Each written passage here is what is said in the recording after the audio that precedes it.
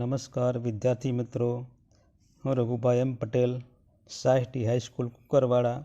આજે આપણે ધોરણ 9 વિષય હિન્દી પ્રકરણ 2 ન્યાય મંત્રીનો અભ્યાસ કરીશું. न्याय मंत्री पाठ के लेखक है श्री सुदर्शन.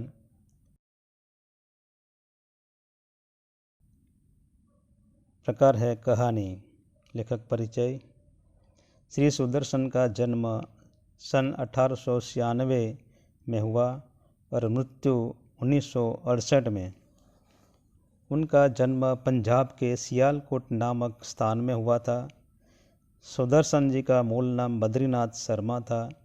उन्हें बचपन से ही कहानियाँ लिखने का शौक़ था. उनकी कहानियाँ रोचक और उनमें कोई न कोई संदेश छिपा रहता है. उनके साहित्य प्रकार: पुष्पलता, सुप्रभात, परिवर्तन, पनघट, नगीना उनके प्रसिद्ध कहानी संग्रह है. उनके अलावा भागवंती नामक एक उपन्यास भी लिखा है. विद्यार्थी मित्रों, अब हम कहानी के सार को देखते हैं. तो न्याय मंत्री कहानी के दो प्रमुख पात्र हैं, सम्राट अशोक और शिशुपाल. तो इस कहानी में सम्राट अशोक के जीवन के एक प्रसंग का वर्णन किया गया है. सम्राट अशोक का पूरा नाम देवानाप्रिय अशोक मौर्य था. सम्राट अशोक चक्रवर्ती, विश्व प्रसिद्ध और शक्तिशाली और ये मौर्य वंश के राजा थे, जिसे दुनिया के महान राजाओं में गिना जाता था. जो कलिंग युद्ध में भयानक नरसंहार देखकर उनका हृदय परिवर्तन हुआ और हिंसा को छोड़कर दुनिया में शांति का संदेश फैलाया उसने. यहाँ न्याय मंत्री कहानी न्याय की सर्वोपरिता सिद्ध करती है. इस कहानी में ये महत्वपूर्ण बात बताई गई है कि न्याय न राजा देखता है न रंक. प्रजा और राजा में कोई फर्क नहीं. न्याय निष्पक्ष होना चाहिए. इस कहानी में सम्राट न्याय मंत्री की खोज में है. परदेशी का वेश परिवर्तन करके नगर चर्चा देखने के लिए रात के अंधेरे में निकलते हैं. उनके राज्य में एक ब्राह्मण के यहाँ ठहरते हैं. दोनों के बीच में न्याय के बारे में चर्चा होती है. शिशुपाल को इस समय जो न्याय व्यवस्था है उस पर विश्वास नहीं है और कहता है कि जो मुझे अवसर मिले तो दिखा दूं कि न्याय कैसा होता है.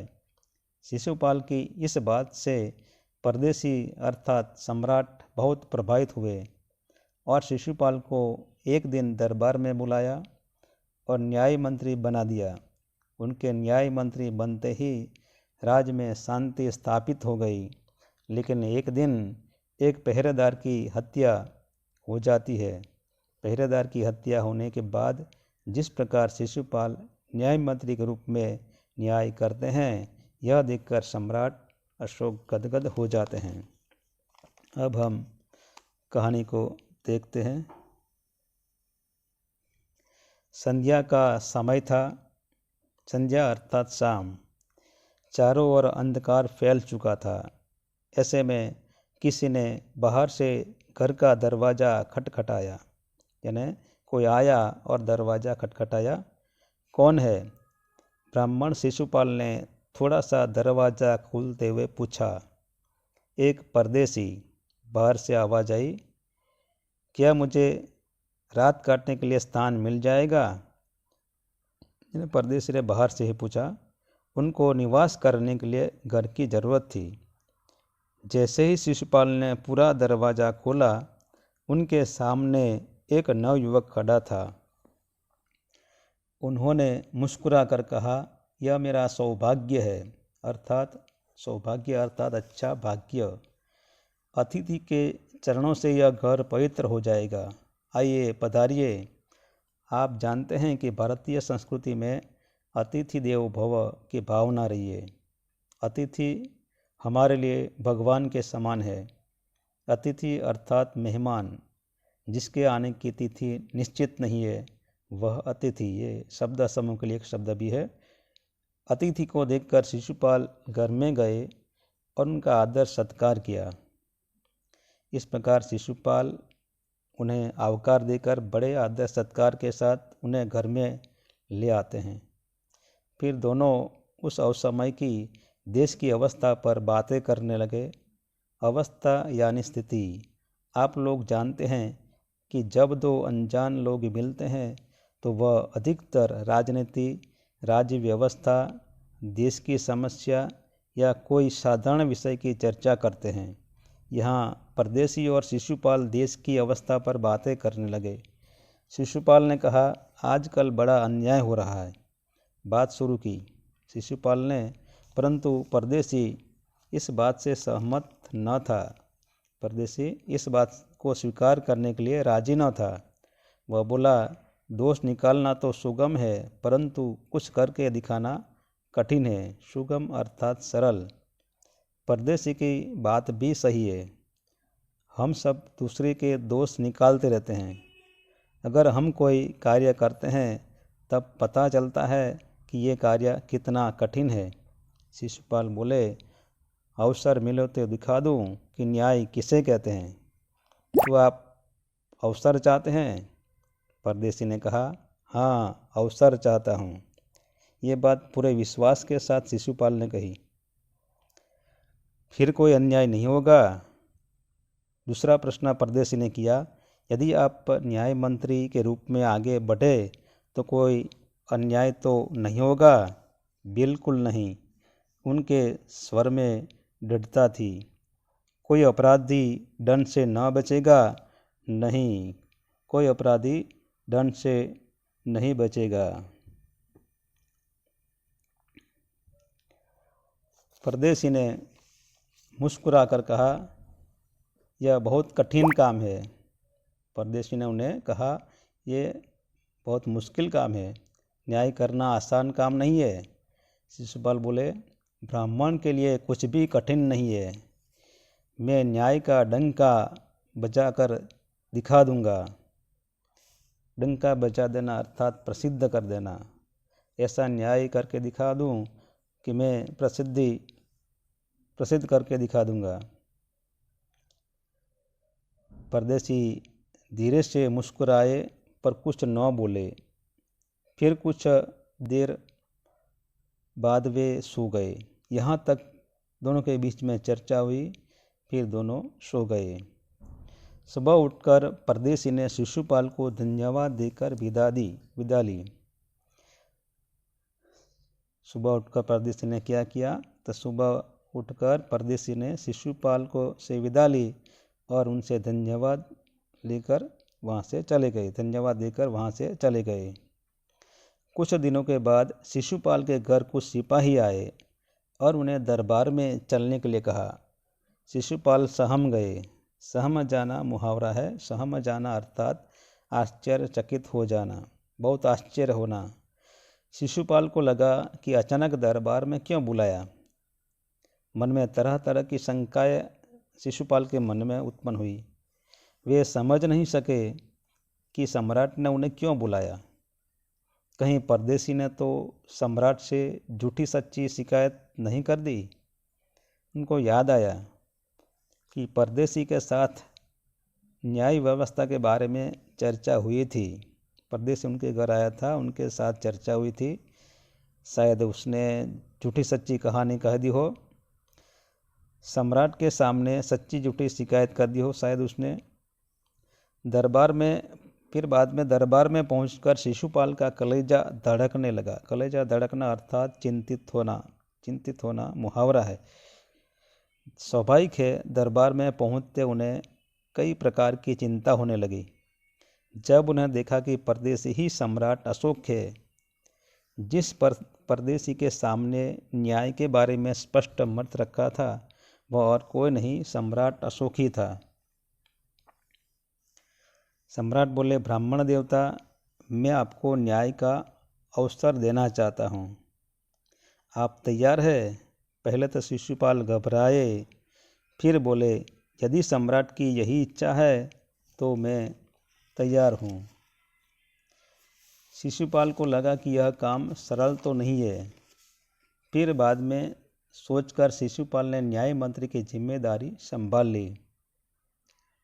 बहुत ठीक, कल से आप न्याय मंत्री हुए, सम्राट ने कहा, और आप अपने हाथ से अंगूठी उतारकर शिशुपाल को पहना दी। यह सम्राट अशोक की राजमुद्रा थी। राजमुद्रा अर्थात राष्ट्र की निशानी, अंगूठी। अर्थात सम्राट अशोक ने शिशुपाल को न्याय मंत्री के नियुक्ति के रूप में राजमुद्रा दी। अब शिशुपाल न्याय मंत्री थे। उन्होंने राज्य में समुचित अर्थात अच्छी तरह व्यवस्था करना आरंभ कर दिया। उनके सुप्रबंध यानी अच्छी व्यवस्था से राज्य में पूरी तरह शांति रहने लगी। किसी को किसी प्रकार का भय नहीं था। लोग दरवाजे तक खुले छोड़ जाते थे। चारों तरफ न्याय मंत्री के सुप्रबंध और न्याय की धूम मच गई। धूम मच जाना अर्थात प्रसिद्धि होना। धूम मच जाना अर्थात प्रसिद्धि होना, प्रसिद्धि प्राप्त करना। लगभग 1 महीने बाद किसी ने रात में एक पहरेदार की हत्या कर दी। सुबह होते ही यह बात चारों तरफ फैल गई। यानी सुबह होते ही हत्या की बात सारे राज्य में फैल गई।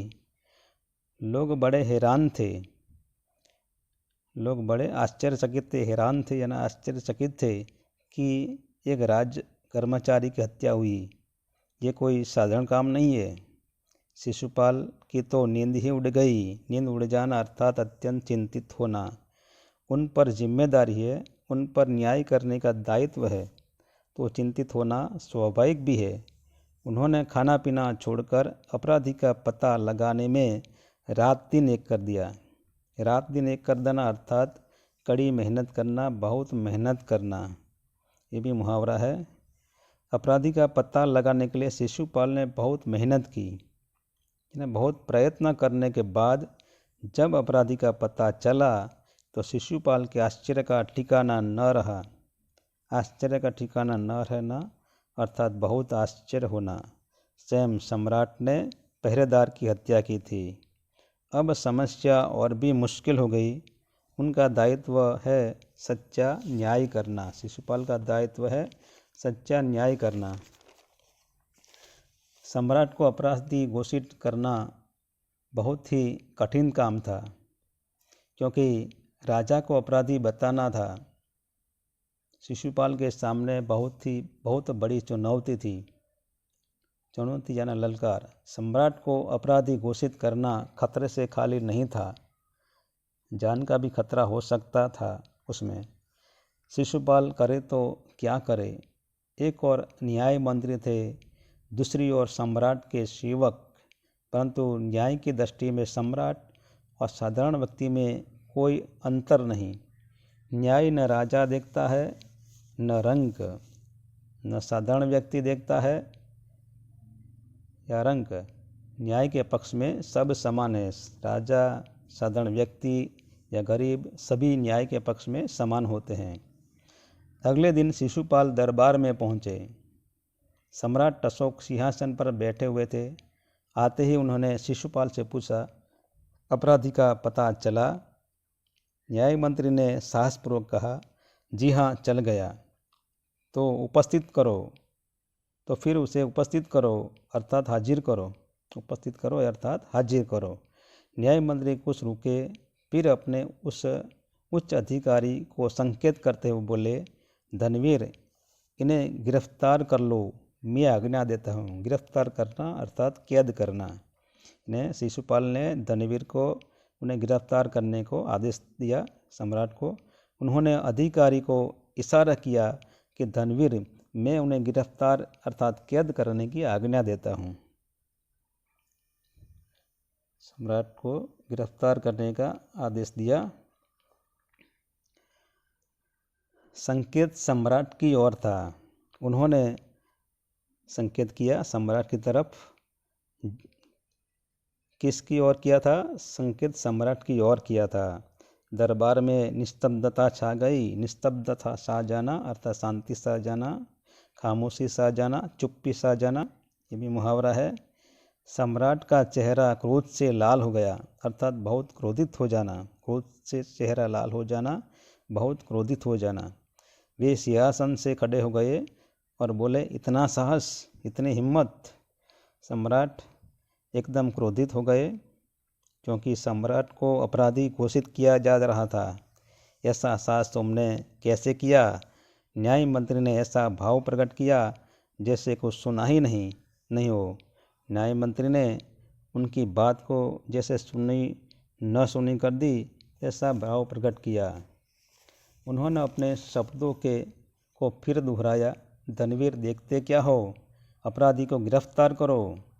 अर्थात अब न्याय मंत्री के लिए सम्राट एक राजा नहीं परंतु सामान्य अपराधी है, इसलिए उन्होंने गिरफ्तार करने का आदेश दे दिया। दूसरे ही क्षण सम्राट के हाथों में हथकड़ी पड़ गई।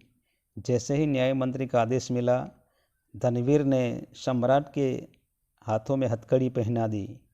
न्याय मंत्री ने कहा, अशोक, तुम पर पहरेदार की हत्या का आरोप लगाया जाता है, तुम इसका क्या उत्तर देते हो? न्याय मंत्री ने यहाँ सम्राट संबोधन नहीं किया, उसे सिर्फ अशोक कहकर संबोधित किया क्योंकि एक अपराधी था। सम्राट होठ काट कर रह गए। होठ काटना अर्थात आश्चर्य में पड़ना। न्याय मंत्री ने फिर पूछा, तो तुम अपराध स्वीकार करते हो? हाँ, मैंने उसे मारा अवश्य है, पर उद्दंड था।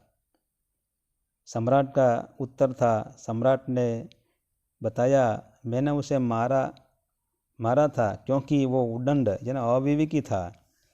तुमने एक राज कर्मचारी की हत्या की है, तुम अपराधी हो, तुम्हें मृत्युदंड दिया जाता है। न्याय मंत्री ने निर्णय दिया। न्याय मंत्री ने फैसला सुनाया, तुम अपराधी हो, तुम्हें मृत्युदंड दिया जाता है। सभा में सन्नाटा छा जाता है। सभा में सन्नाटा छा जाता है। सन्नाटा छा जाना अर्थात खामोशी छा जाना, चुप्पी छा जाना, शांति छा जाना। न्याय मंत्री का निर्णय सुनकर सम्राट ने सिर झुका लिया। वे तो स्वयं शिशुपाल की परीक्षा में सफल हो गए थे। सम्राट का हृदय ऐसे व्यक्ति को पाकर गदगद हो रहा था। गदगद हो जाना अर्थात भाव विभोर हो जाना। सम्राट न्याय मंत्री का न्याय सुनकर गदगद हो गए।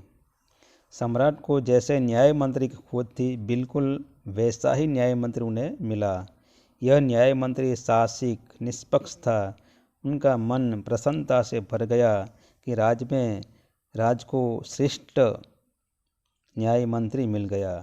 इस तरह उनके मन में प्रसन्नता फैल जाती है।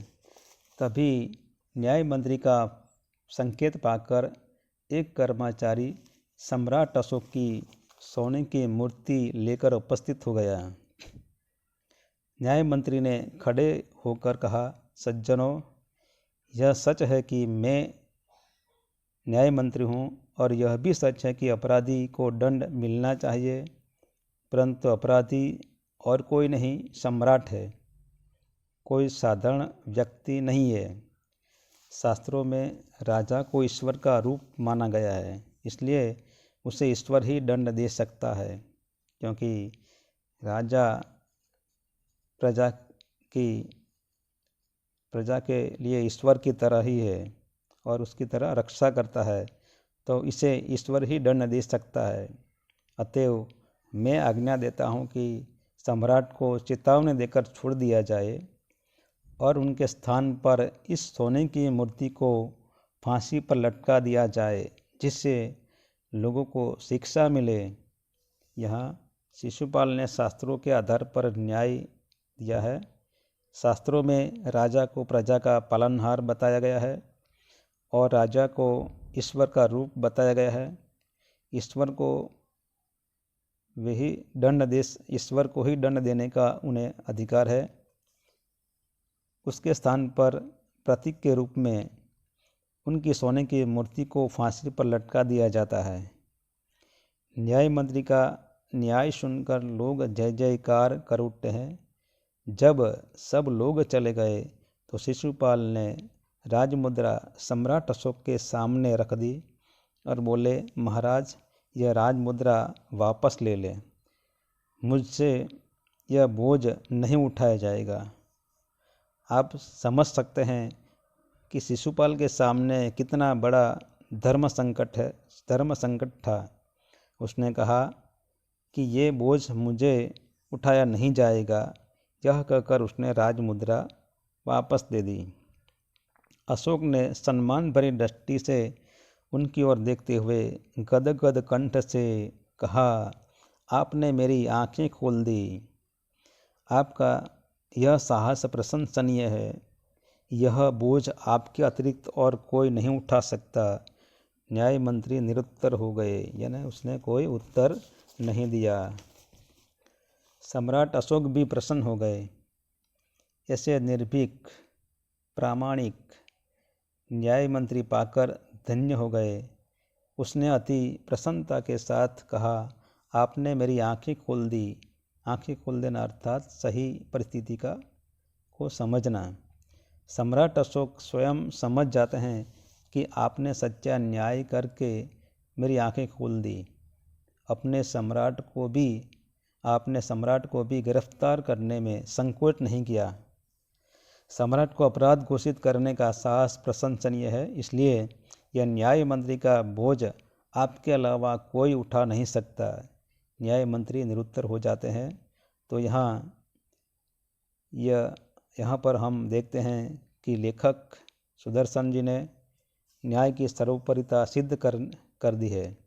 किसी भी देश में न्याय व्यवस्था अगर अच्छी हो तो प्रजा सुख शांति और सुख चैन से आराम से रह सकती है। धन्यवाद।